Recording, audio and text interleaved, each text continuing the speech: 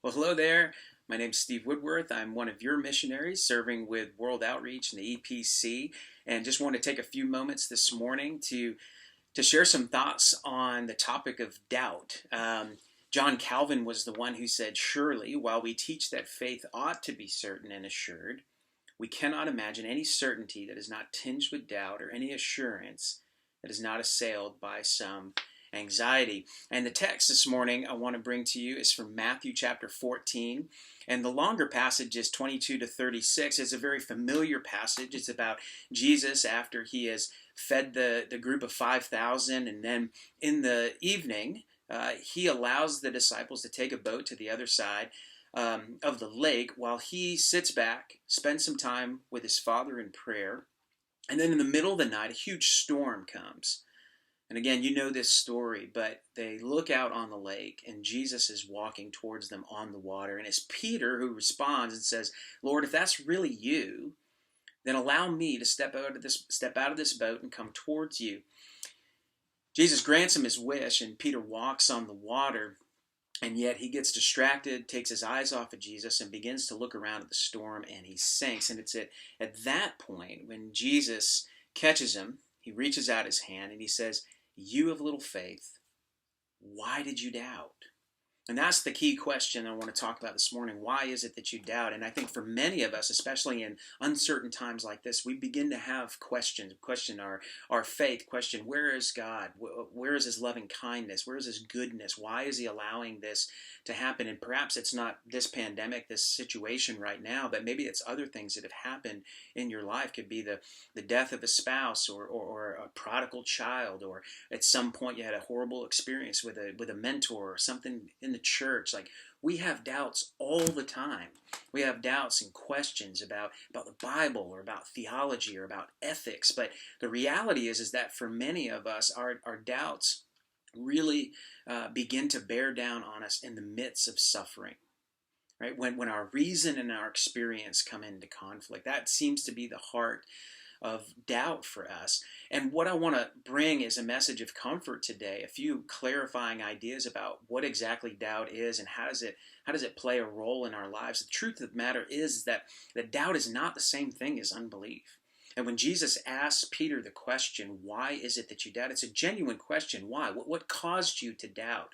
And we think sometimes like doubt is maybe this slippery slope where if we begin to doubt, it means that we are lacking in faith. But the reality is just the opposite. That doubt is the gateway in many instances towards more spiritual maturity. That we have to get to a place where at any given time, we get new information, new experiences. We study the scriptures or prayer or through our community where we are introduced to new concepts, new ideas, and they challenge us. They challenge us to reconsider what it is that we believed before, and that's a good process for all of us. But it begins with that question, why is it? What causes you to doubt? Now, a couple of different responses that we have to doubt traditionally in the church. One, for lack of a better word, I'll say it's the more liberal response, is that many times we celebrate them. And we see this in the larger culture with all these deconversion stories and folks that believe that somehow they found freedom or some sense of nirvana just by doubting, as if doubt is the end of the journey. And on the conservative side, I would say that for many of us, we fear that doubt somehow is going to lead to apostasy, lead us down this road. If we begin to question anything, then we're going to question it all. I think something a bit more measured in our sense of doubt is that first, God is very aware of our doubts. And I believe that Jesus himself had doubts. So we see Jesus heading to the cross. He's in the Garden of Gethsemane, and in that moment, he is genuinely questioning, Lord, if there's any other way, if there's any other way to save the world, to perform this sacrifice and to redeem these people, he said, would you let this cup pass? It's a genuine question. And yet at the end, he's able to get to a point where he says, but Father, I trust you. I trust you wholly. And I think that's the heart of what this passage is about. We know where Peter's story ends, right? We know that he is the same disciple who in just a couple of chapters is going to confess out of all the other disciples, certainly you are the Christ, you are the Messiah, you are the Son of God. And then immediately after that, he's going to be the disciple that swears to the heavens, I never knew this man. And then again, we know the end of Peter's story at Pentecost becomes this amazing evangelist and preacher, and eventually will give his very life for this gospel.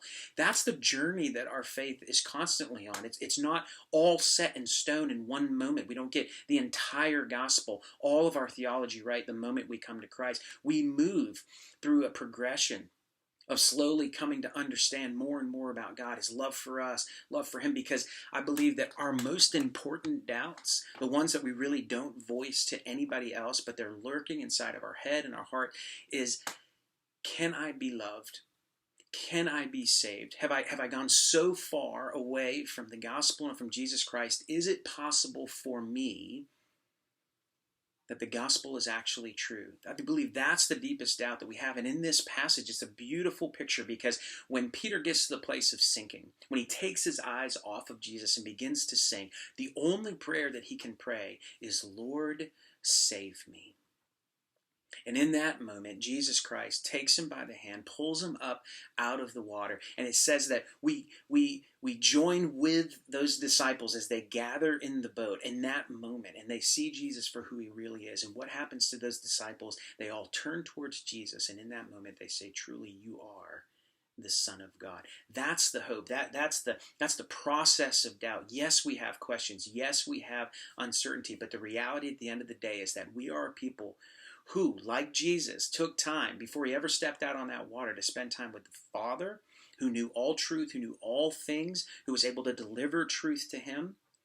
And then, like the disciples, that even in our deepest doubts, we learn as a people to cry out, Lord, you know me, you made me, Lord, save me. And then learn to hear again and again and again the certainty of Jesus as he grabs us by the hand and says, do not be afraid, take heart. It is I.